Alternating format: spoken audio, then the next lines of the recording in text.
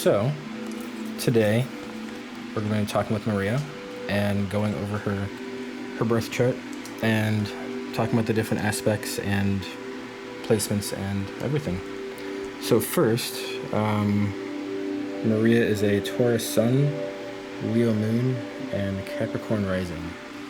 So, tell me how you see the Taurus Sun manifest in your life. How are you a Taurus? All right. So I personally think that my Taurus energy is probably is very present in my life. I am a very down-to-earth person, realistic. I try to face problems like directly, right away. I also like the beautiful things in life, the scents, the plants, self-care, beauty, food.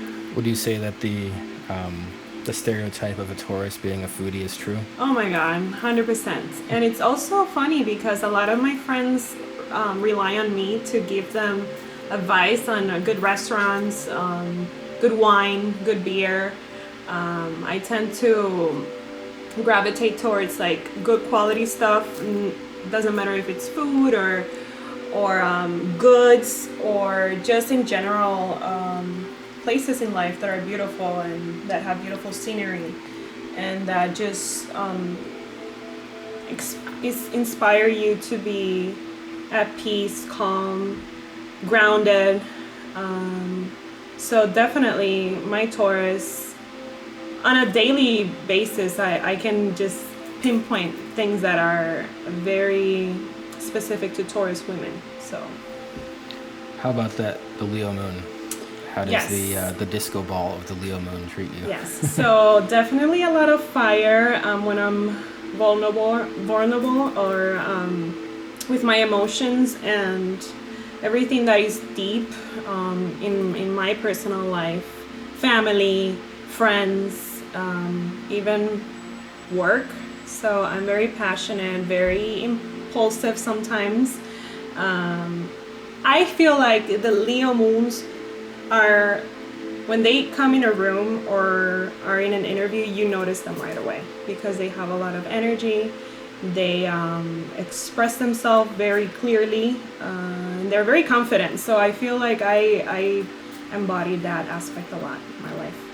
So your moon is exactly conjunct the Vertex in the 8th house. And so I kind of see that as like sometimes your emotional responses and even like impulsive emotional responses can like open up good doorways and can bring in faded relationships, whether those be like friendship relationships or career relationships, or kind of just in the sense of like, have you ever had an emotional impulsive outburst where you quit and then that led you to a whole new territory with much better places? Oh yeah, definitely. And even in my building, for example, I used to work in education and I was the union representative. So I was the person that would defend people, that would make sure that we're following guidelines, that we are committed to bringing equity and justice. So I'm very blunt in that aspect, and I try to be very direct when it comes to my career. It means a lot to me. I feel like that's also another Taurus thing about, being on top of your money, your goods, your career. So just real quick, you have your Mars and a couple other placements, but your Mars in the 2nd house of possessions and goods, and so of course that is a driving force and factor and an important thing in your life.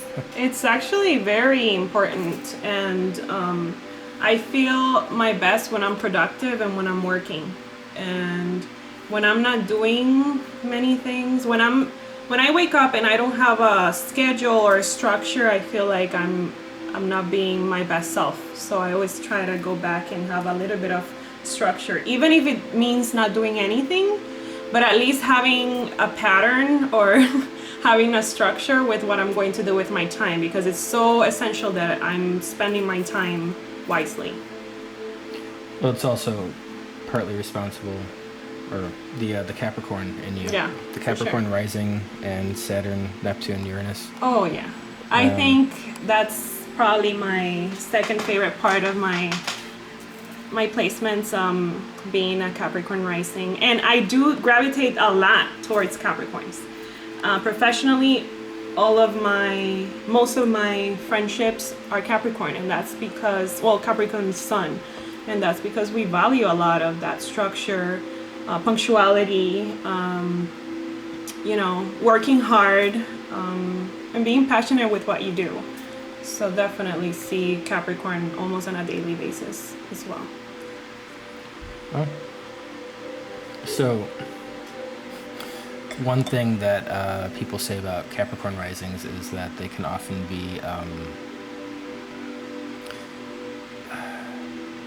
don't know how to put it, but cold on approach, or in the sense of like if someone approaches you in public wrongly, you can just have these stone cold, like just the shut down, in the sense that, like, I don't want to say in that regard the resting bitch face, but almost like in those situations you can just become a stone cold, like. Would you agree with that? I 100% agree with it. I feel like, again, when people meet me, there's all sorts of reactions, but the fact that I do capture attention is very interesting, because I might capture it because I'm blunt or honest or right away wanting to lead, but I might also capture it because I have zero tolerance for people wasting my time, and especially in a professional setting, I try to be as direct as possible. Like if meetings can be emails, right away you're gonna notice in my face, and not just in my face, but in my reactions, in my questions, in my how I express myself. So a little bit sarcastic as well. do you feel like that kind of gives you an upper edge in the corporate environment, or just in the work oriented thing where like, this is your ascendant, that's your rising, that's how people see you as well. They see you as practical, and however your I can just pull this up. Your ascendant is conjunct Uranus and Neptune, and I see that as like people, with it being in Capricorn, they see you as practical, pragmatic, very like I said, corporate in your thinking, almost like you could definitely handle any sort of job thrown at you. But the whole Uranus Neptune thing also kind of adds a whole little like, even though they see you as responsible, they also see you as like a unique expression, like a fireball, sort of like, what the heck is this person doing here? It's funny because I was told by multiple people during the same like few weeks that I was a firecracker at work, and I didn't even know what that meant, so I had to Google what it meant. And I found an Urban Dictionary definition, and I cut it and I put it on my desk so that people could have a little bit of background when they try to approach me. Not that I'm going to be rude, but that I'm going to be practical again. That Capricorn, Taurus, direct energy.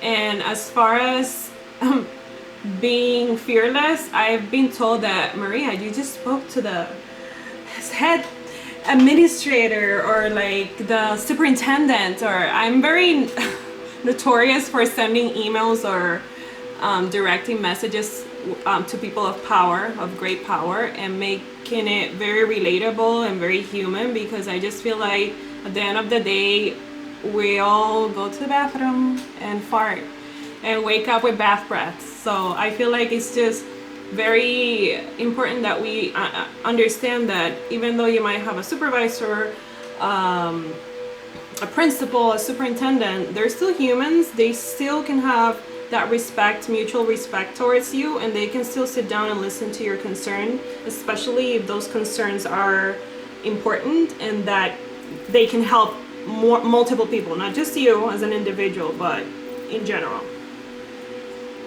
So I definitely get that down to earth aspect of your personality and your chart, especially with Taurus Capricorn. But with the button there, how does your Leo moon treat wanting to be down to earth, wanting to treat everyone like normal, or be treated like royalty? Like, do you find that that's a thing? Like, hey, treat me as an equal as your friend, but also like, why are you not treating me like royalty? It's thank you so much Leo for moon thing. Yes, yes. I think that you hit the spot right there, because when it comes down to recognizing your job and your effort, I do want to be recognized, and I do find myself in situations where I'm like, I also did that a few months ago. How come this other person is getting accolades and receiving recognition when I've been doing that for years or for months or whatever? So I do feel that Leo moon definitely plays a role in my need to be recognized, not so much for my talents, but also for my work and how much I'm passionate about things. So I feel like that's definitely a Leo characteristic. So I can totally see that when it comes to recognition. So,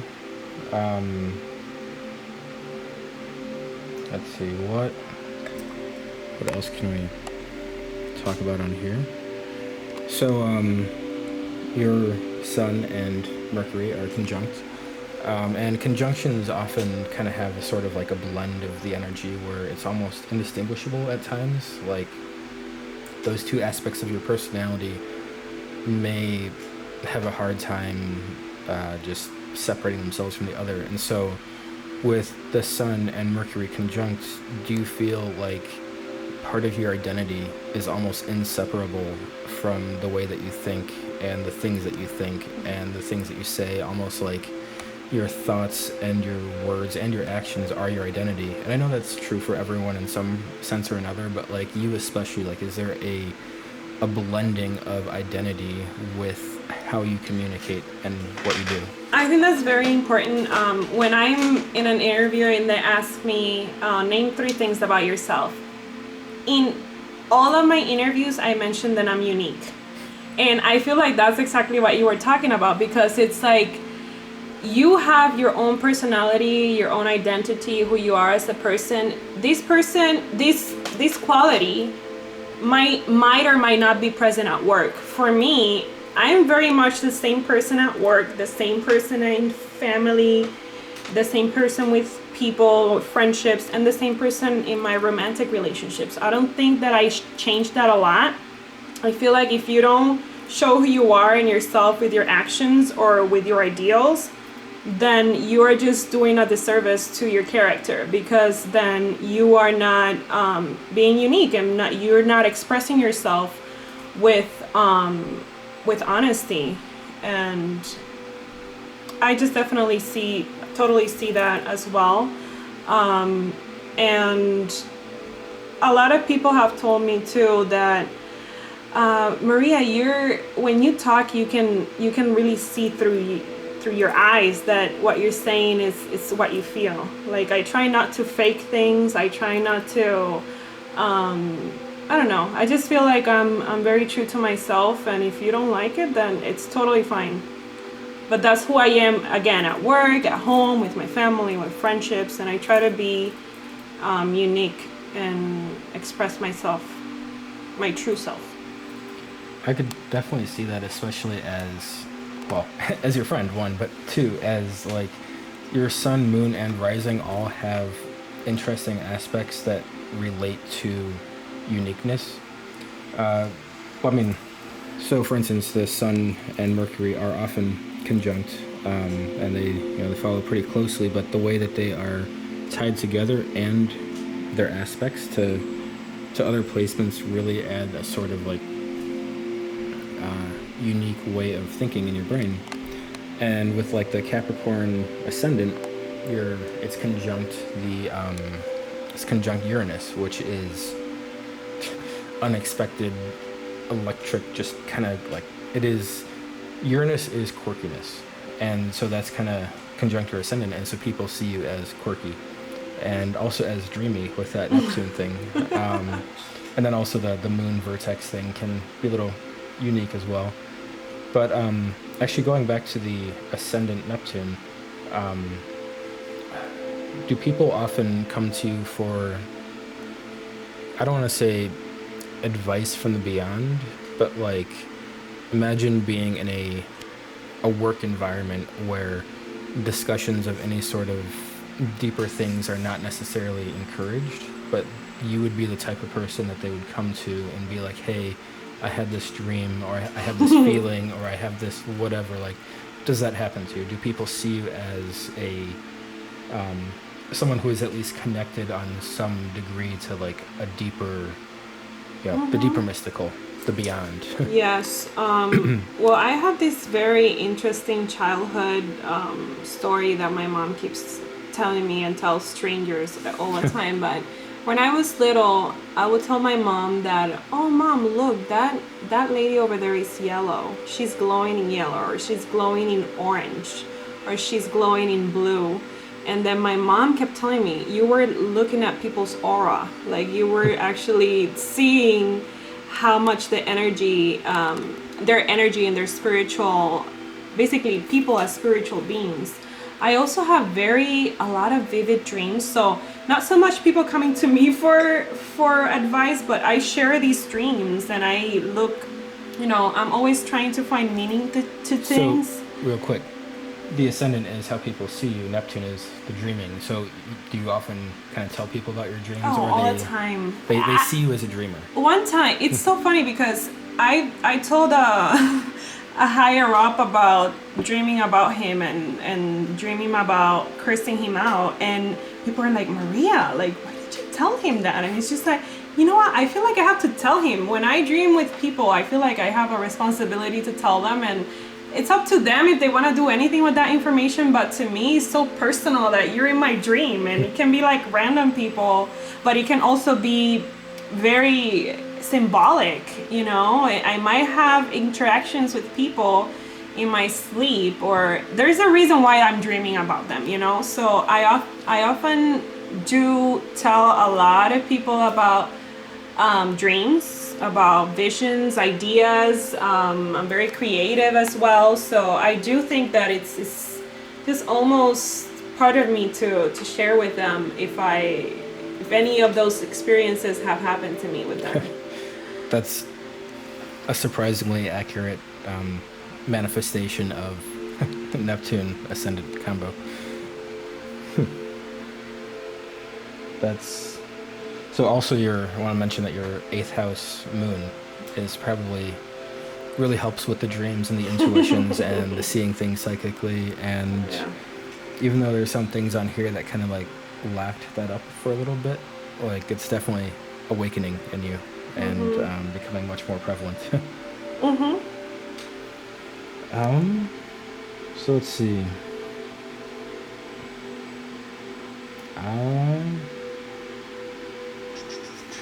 So actually, here, I'll give you the camera for a little bit. Yeah, because I do want to ask you a few questions. Sure, but let me just point out a couple things super quick. There you go. So, want to mention that your North Node Lilith asteroid conjunction will kind of... You are a fiercely independent woman, and that is something that is almost like your destiny to like help others in the sense of like, hey, I'm independent and I can show you how to do it too. I don't need no man. Here's my man, but I don't need no man. And speaking of that, so you have your Venus and your Mars in Pisces, and that can often cause you to root for the underdog in the sense of just like, I don't know, just being soft and putting love in like, hey, I see you where you are right now, and I don't care. I want to see you lifted up. And definitely in relationships, I can totally agree with that. I think that that's also a bit of a danger with the Icarus conjunct Mars, kind of like either putting people on pedestals too high, or in the sense of demanding too high of a standard, or in the sense of like, I don't want to say thinking it's more than it is, but in the sense of sort of like the mythology of Icarus, flying too close to the sun, and that being an aspect in your, not just your sex and love life with that being conjunct Mars, but also just your drive in general. Sometimes you can trip over your feet a little bit in high ambitions, and it's a good thing. So another thing, your Venus in the third house, communication is very important to you, and your Venus is normally pretty well aspected. It is in opposition to the part of fortune, but that's a whole, it's not as big of a thing. So your Venus also in the third house, you obviously tend to have a voice that people see as a little bit more Venusian, and can even be known for your voice and for smoothing over communications, not in the sense of the voice, but in the sense of like having pleasant, like, hey, let's resolve this issue, let's come together on it. Would you say that's accurate? I think that one example I can think of is that when I took this speech class, I actually enjoyed communicating with people, and the feedback I received about my speeches really resonated with people, and people that were really usually shy in class would come up to me and say, you know what you said was so true to me and to the world. I often also get a lot of compliments on my public speaking, and how I'm able to grasp and identify really well like the root or the cause or the main idea. So I definitely see that that aspect in communications in my life a lot. So. Well, that's Venus being in your third house definitely makes your connections with people be a lot more oriented towards communication, which would make sense for someone whose career is in interconnecting and communicating people. Like that's perfect for that. Yes. Speaking of that, something else over here, which is nice and awesome and concerning, and not concerning necessarily in a bad way, but like a watch out sort of thing. With the Black Moon and Juno and Pluto all conjunct in Scorpio, and they're in the 10th house. Technically Lilith is in the 11th, but it's like right over the edge, so not only is the orb of it crossing over into both, it's also enhancing that 11th house energy. And so what I see with this is a bunch of different things, but especially being in your 10th house, your career, whether maybe what you did, are doing now, or will do, or well, basically what you will do and what you're being led to do through the training exercises, is a sort of well, so this doesn't exactly tell you the purpose of what you're doing. However, it does say that you will you'll pursue it with you'll pursue your goals with a vengeance that would put Liam Neeson and Taken to shame. Like nothing will get in between you and what you're trying to do on the larger scale, and even to the point where it may be a little like, I don't want to say a little scary, but a little sort of like the darker subconscious, the unresolved shadow is really focused on manifesting certain things and won't let it go until it's done. Sort of like when you turn off the mask of friendliness and happiness and bubbliness, and when you're alone in the shower, there's just like that part of you is just driven. It's just like, yes, disconnected from everything, driven. Yes, I am very much driven when it comes to professionally, but also in life, with my goals, and I can think about it day and night. How can I become this, or how can I be here? And I do think about it deeply to the point that it is becomes my priority. So definitely, yeah. That's so. Another thing that I see with this is, in that same sort of sense, a marriage to your work, but in that sense of like you're dedicated to the ideal of transformation. Like when you're driven by something, your career ambitions, whatever they may be, like the goal of them, the goal of them is not to like sustain this company and keep it afloat. It's to like use this company to transform the world, or to like to change everything. Like your goal is not to keep the status quo, but to just transform. I definitely can see that with my last position, because I was helping families and I was using language, and I would definitely bring up to light the injustices and the deeper meaning of my position. I would always have to explain myself, because people would not understand how important and how crucial it is to have a person that represents people who are not in power, who are usually in the lower spectrum of wealth and class and all of that. So I feel like I tried my best to represent them and make sure that they had someone to defend them, but also they had someone that represented their voice with the higher ups and with the administration. So I see that what you're saying also in specifically the 10th house opposition to the 4th house placements, with the Sun Mercury in opposition to Pluto.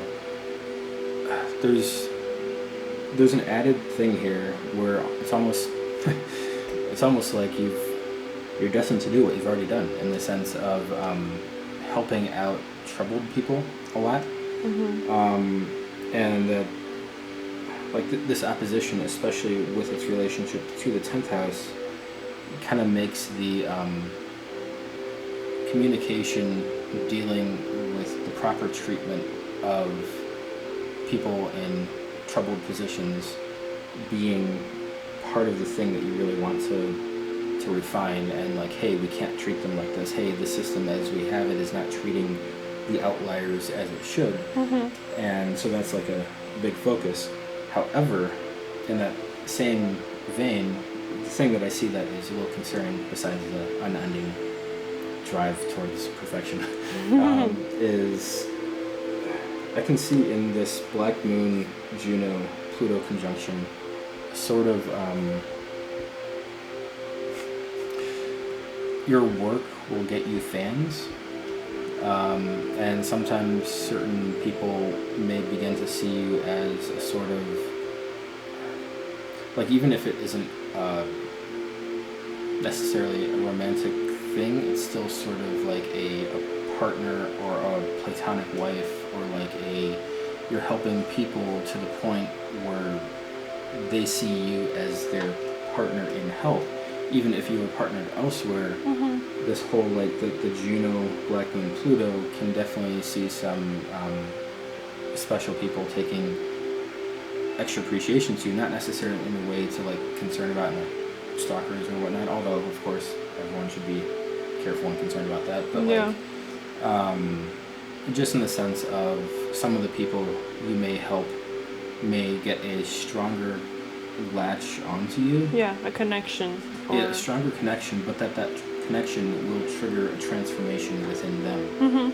And that even if it may not be necessarily the way that they want, it's still a sort of like you're really helping them along. Yeah, I used to be a Spartan leader back at a community college. I used to help I used to help with orientation and like first year programs. So basically helping students transition from high school to college. And no, there's more wine in there. So it's funny because a few of the students I helped actually tried adding me on social media and tried like reaching out to me and telling me how impactful it was to have me as their mentor, and how somehow my life story resonated a lot with their lives, and I definitely can see why. And most of them were males, so I mean, but I do feel that there was honesty when people tried adding me or telling me, you know what, can I have your LinkedIn? Can I have your email? Feel like you will be a good person to continue this conversation with, and especially in an area that is like education and continuing education and their careers. I feel like even though might sound like they were interested in me for other things, I deeply think that they were honest in their requests, and they really wanted me to somehow guide them, just based on their experience with having me like as an orientation leader, because they needed that guidance, and maybe I was that sign that they were looking for, to continue or not their education, you know. Can I just mention that a really good similarity or parallel between what you're saying and how this stuff like this manifests in the chart is like teachers of, like, say a high school teacher who's great looking in her 30s, 40s, and then like some kids, because they are attracted to her, they tend to be more like focused on trying to do things right. Yeah. And even though they know that nothing will ever happen, it's still a sort of like inspiration. I can even say that about my own self with like with male teachers, like not because I was attracted, but because I kind of wanted to make them understand that there are girls out here that are really very serious about their education. And I've encountered that with students that will come up to me and tell me, "Oh my God, Miss Maria, this teacher is so good looking. Like he inspires me to turn in my homework. Like I'm not gonna miss a deadline." And it's just like, yeah, well, it might be wrong. Some people might take that as wrong, but it's somehow helping the students like be more time efficient and be more structured with turning in work. So in a way, I've had that experience with my students, but also with students telling me about other teachers and professors that have actually inspired them to become more productive and stuff. So, yeah. So that's a significant part of your life, is it? Yeah. So I have a few other thoughts, but time is coming to a close. So how about you ask me a question? Yes. So I wanted to ask you, I tend to gravitate a lot towards Scorpio women. Like it's almost a thing where I am able to recognize and to gravitate towards that Scorpio woman energy. So I wanted to know why, or what is your input on that?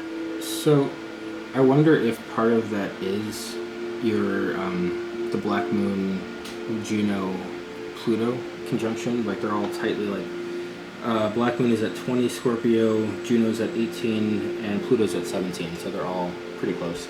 And so like the Black Moon is the deep subconscious, the unhealed shadow, the dark places. I'm not quite sure how to put it. And Pluto is also related towards that, but Pluto is more the journey into that, or the scorpion sting down, like the venom that gets released that takes us to death, and or to that other side, that other world. And I feel that like, especially with the Juno aspect right there, Juno is it's a marriage asteroid, but it's also like a strong partnership asteroid. And it's even though I don't fully understand how it works in all regards, I can definitely see it as like, it's like what you tend to attract in certain ways.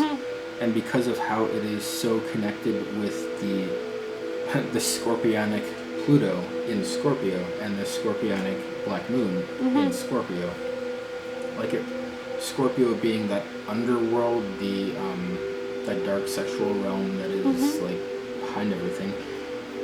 Like I feel like that's something that you're subconsciously drawing towards, and that especially is it's especially amplified by your moon in the 8th house, which is the house of Scorpio, and that also kind of gives you deeper access to that in a way that like even though you're not a straight up Scorpio, you definitely still have some sort of access to those realms in a way that Scorpio women can find attractive in multiple senses. But so yeah. Okay, nice. So. I also wanted to ask. This is more on like on a personal level, but it's so interesting that in relationships, usually Libra men are very much interested in me, not necessarily in a relationship way, but in learning more about me and who I am and why is it that I think this way. And they find it, and I find it very easy to talk to them. I find it very easy to relate to them. I know we're both ruled by Venus, so Libra and Taurus share a lot of commonalities, but I wanted to know specifically with Libra men and how that attraction plays out, you know. So there could be a couple of things to that. I'd have to see the specific, like their chart and the synastry of all that. However, you do have your midheaven in Libra, which is, so midheaven is career and how people see you and just kind of like what you're known for. That's the top. But also like right before the midheaven is the ninth house. Like the midheaven is the dividing line between 10th and 9th house. And so Libra men will have placements in your 10th or 9th house and be attracted to you in the sense of trying to figure out, like, career-wise, like even if they're, they're set in their ways and they're not looking at you in necessarily a romantic way, it's still sort of like, hey, this person could be a really valuable asset to my operation. Like, how do I utilize that? I want to know more about her. Or also, if their placements are more in the 9th house, they may be more like, she seems to have a bigger philosophical outlook on life. Like, she doesn't seem to be as shallow as the others, so let's figure out what that sort of like deep, broad picture of, you know, just the 9th house ideals, the bigger philosophy behind everything. Okay. And so I think that they're attracted to you, especially in that way, because of that. And then also with the way that Libra is aspected just to other signs, there's some interesting, or like basically I kind of wonder how that all fits in with yours as well. But that's something I'd have to see to know more specifically on. Yeah. Also, I want to say that even though the 7th house is the house of Libra and it's the house of relationships and the house of partnership and marriage. So you have Ceres and Jupiter conjunct your descendant in the 6th house, but in the 7th house you have Chiron closely conjunct your descendant by 1 degree. And Chiron is sort of the wounded healer, I don't know, there's so much to Chiron that I don't even want to get into now, but basically Chiron is where we heal our wounds, and I feel like, and it's also kind of where we help others heal theirs, and there's many more aspects as well, but I wonder if that being in your 7th house activates any sort of that, like, the healing of the Libras. Yeah. But I don't know for sure on that. It's just a okay. Guess. But yeah. Nice. Those were my questions. Yeah.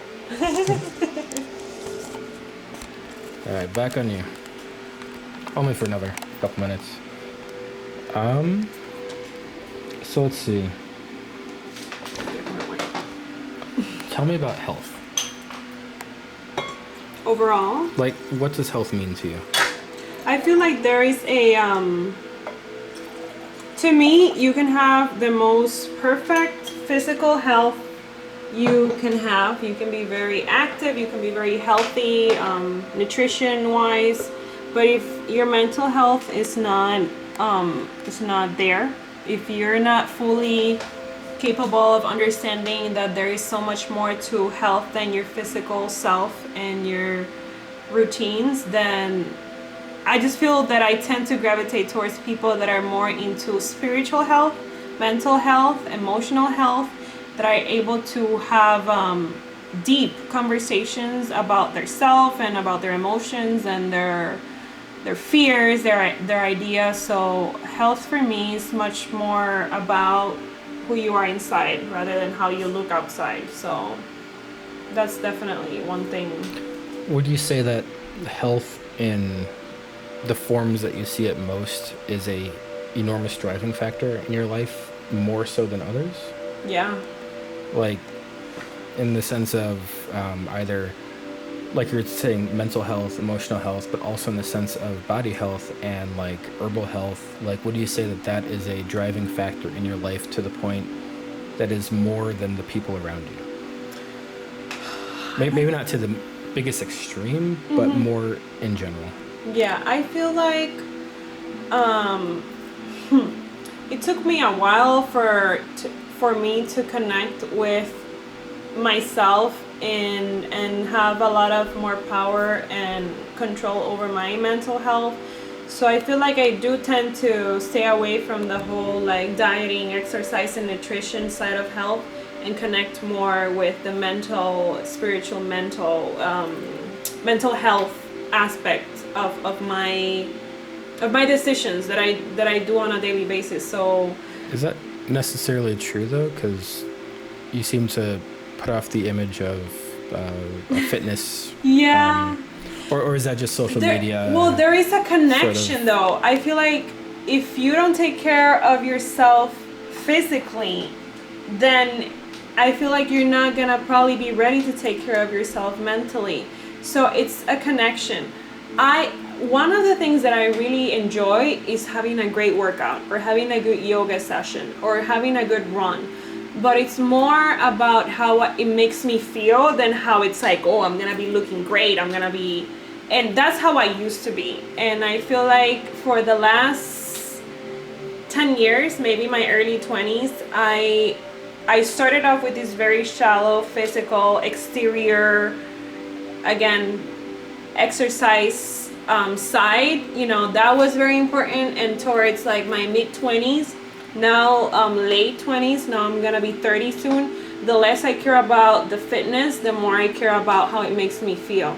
So yes, yoga, running, exercise I love it, but it's more because I love how it makes me feel, and I love how it has so many other benefits that sometimes we're not ready to explore. Like when I talk to people about chakras, and when I talk to people about yoga and meditation and reflection and self-care, it's just that very narrow-minded, like, oh, you like spas, oh, you like face masks, you like candles. No, I love having a long bath because it makes me think, makes me reflect of the decisions I made, and makes me love myself more and enjoying who I am as a human, but as an individual, but not so much how I look.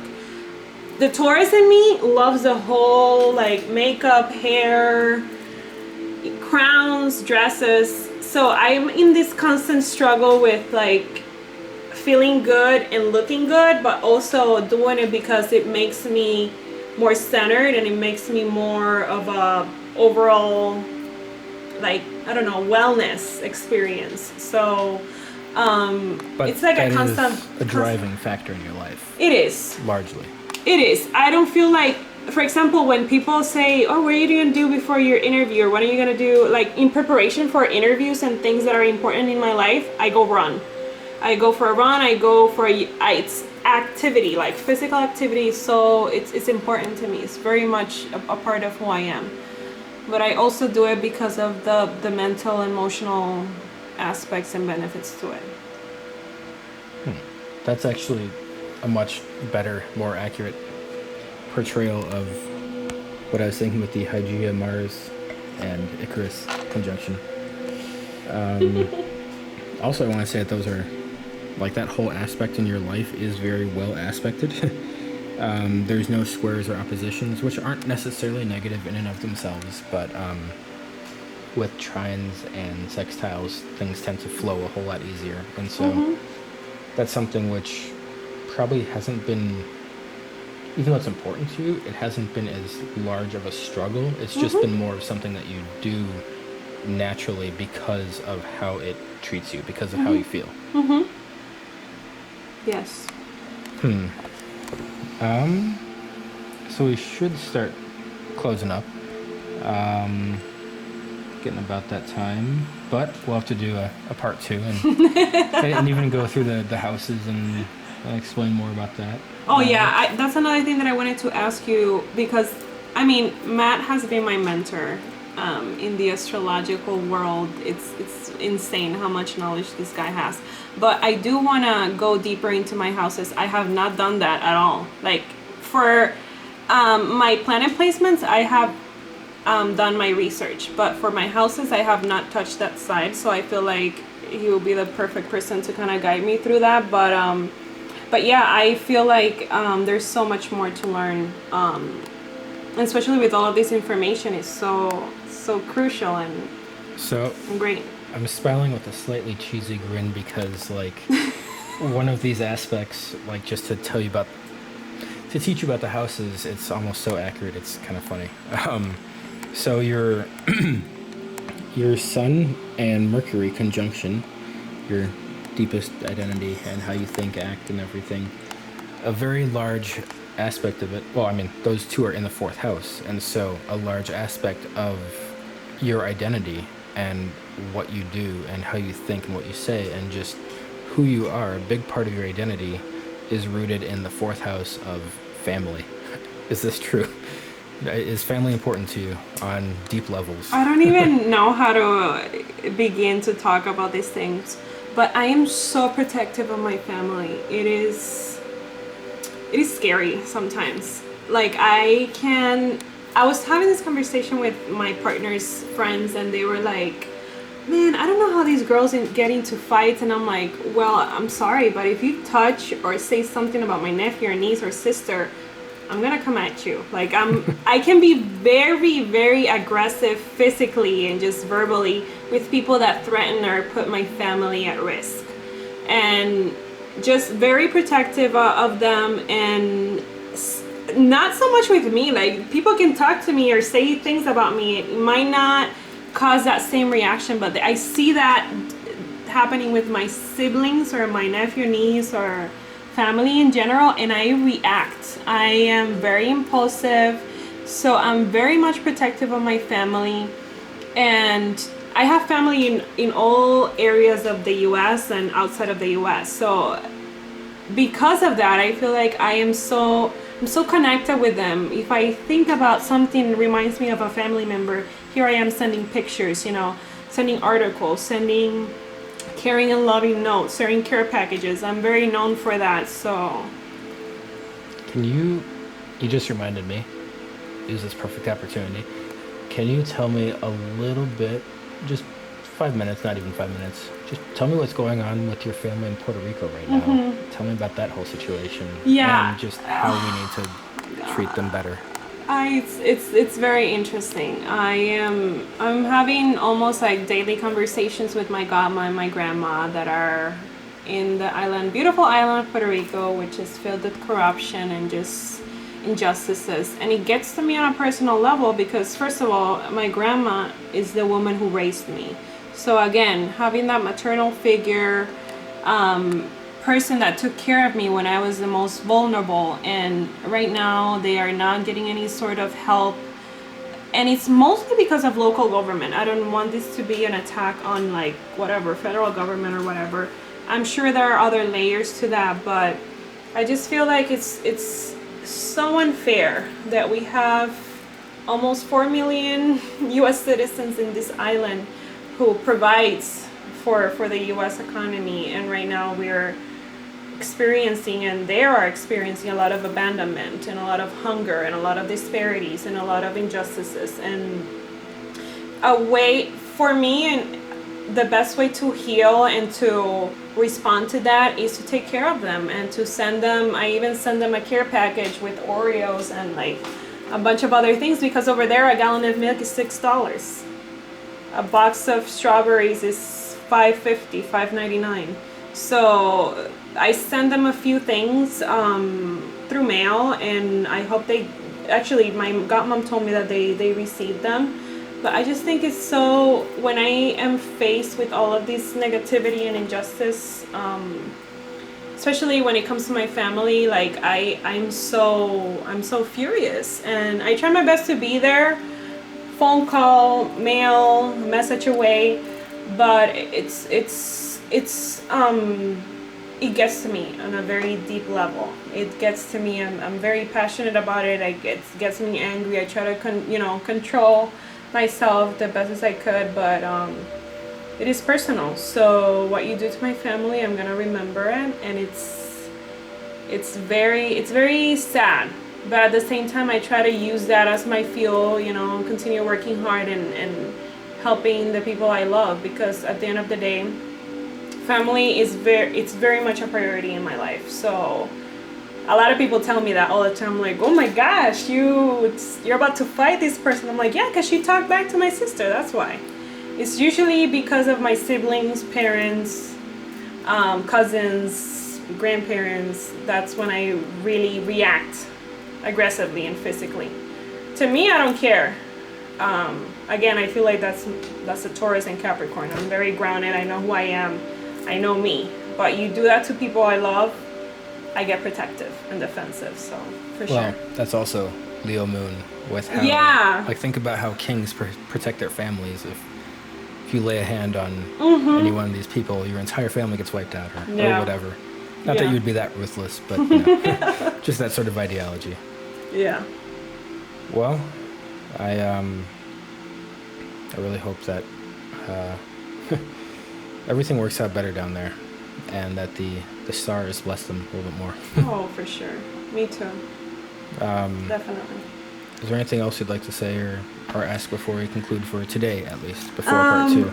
I think this has been a great experience. I really haven't taken the time to like look at my placements and the houses and all of that, but I don't know, I hope you guys liked it. Hopefully you guys can share some of your feedback with us. But yeah, thank you, Matt, for joining me in my house, having some red wine and some cookies that I baked for him.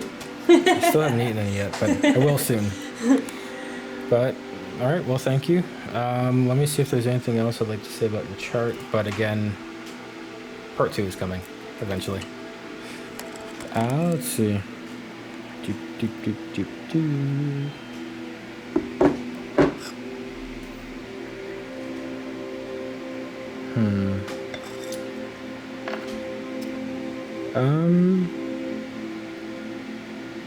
You know what? I'll leave it for tonight or today, but I do want to say, with your black moon at the sort of like right at the edge of the 11th house, it defines the energy that enters into your 11th house. And so, like I said, the black moon has to do with that subconscious, well, the shadow side, but also the side that drives us to the, like, black moon in Scorpio can be really driven in certain ways. And also, well, so actually, I'll tell you how I see it manifest, and then I'll mention part of your deepest fear, and then shut it off and just leave right there. Yes. So with it aspecting the 11th house, a big, like, part of that relentless drive is in the sense of 11th house ideals, which is groups and people at large and treating people with humanitarian perspectives. And so, like, part of your drive that you won't give up on until you're dead is not necessarily accumulating wealth or accumulating friends or accumulating partners or accumulating whatever. Like, for you, it's about 11th house matters in the sense of, like, transforming the community. And like, your job isn't done until you you help groups on a larger scale, not just on a one-on-one scale, not just this person over there, that person over there, but, like, your drive is specifically with groups. Yes, absolutely. And I get that from so many people, and actually very notorious people. As an example, presidents and vice presidents of state level educational association, unions. I can name a lot of people, but I don't want to. But I do feel like they see it in me, and they want to keep me, and they want to stay with us, because I can see that drive in you, in your eyes, how you speak. And definitely, it's much more than the individual. It's always much more than the individual. I cannot stress this enough. Even with the money that we get, we try to give back. We try to I tried my best to give back to the community, help people in need, but because at an individual level it makes me happy. Yes, it does make me happy, but because at the end of the day we are helping families that are hopeless. We're helping families. We tend to think that hunger and all of the racism in our country is done. And when you have conversations with families, low-income people that are living paycheck to paycheck, you realize how naive our worldview is. So it helps them think, you know what, this person has my back. I should strive for more. I should fight for more. I should continue my education. Maybe my kids deserve better. So it's just a motivating factor, and I feel like I try to do that as best as I can. But it's also because that's how my parents raised me in general. But there is a better good. We should strive for educating others and embracing our community, because a better community for everybody makes a better world, if you think about it. It's a very micro level.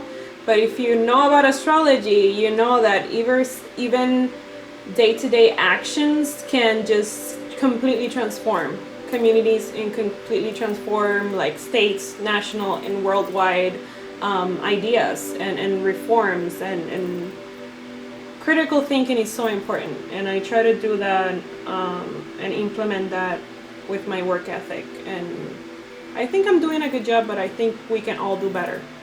We can definitely all do better. I agree with that.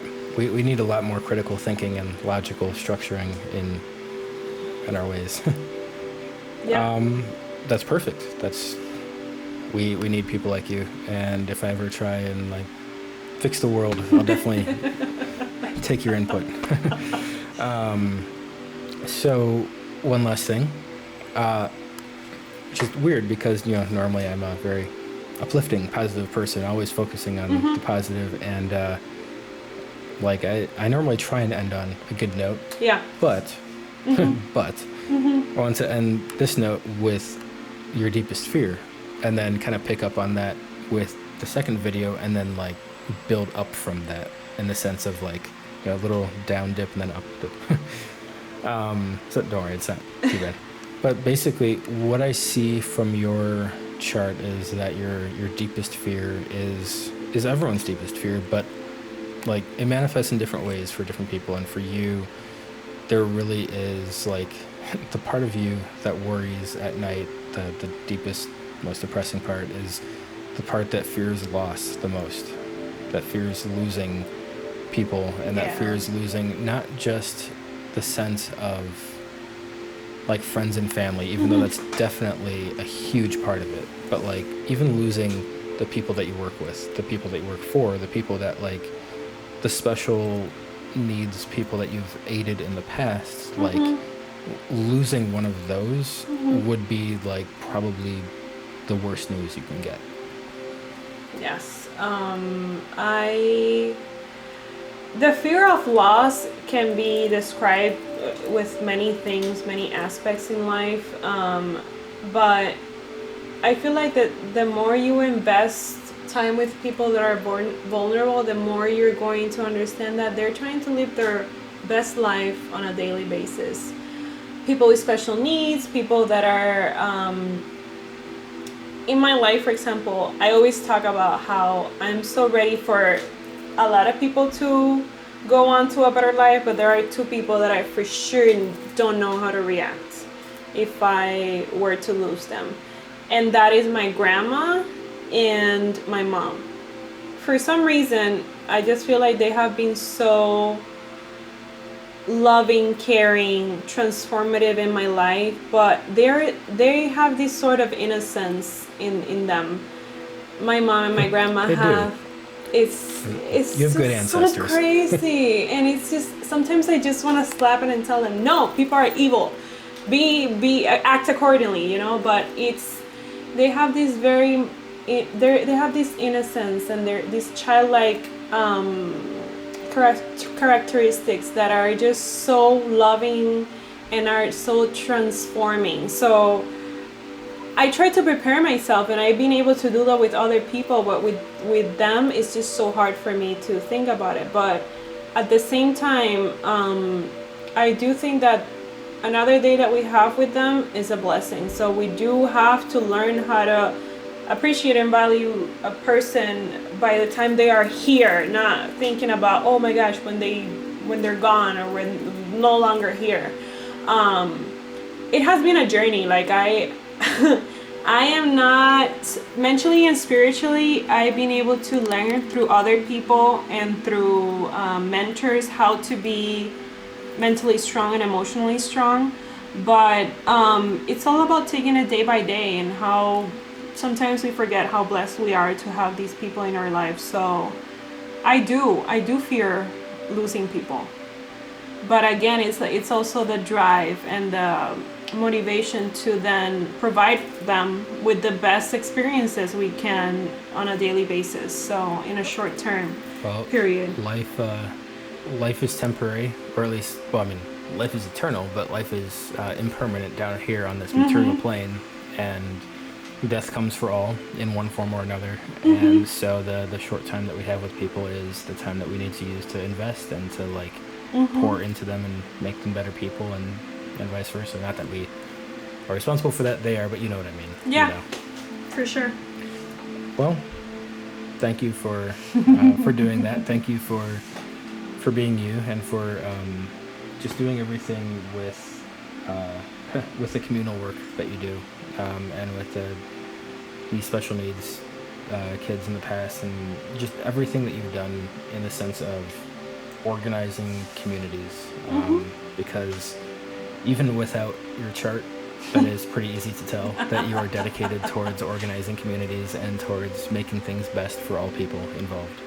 And so thank you. So I thank you for that, and we'll see you for part 2. Welcome. All right. Bye, guys.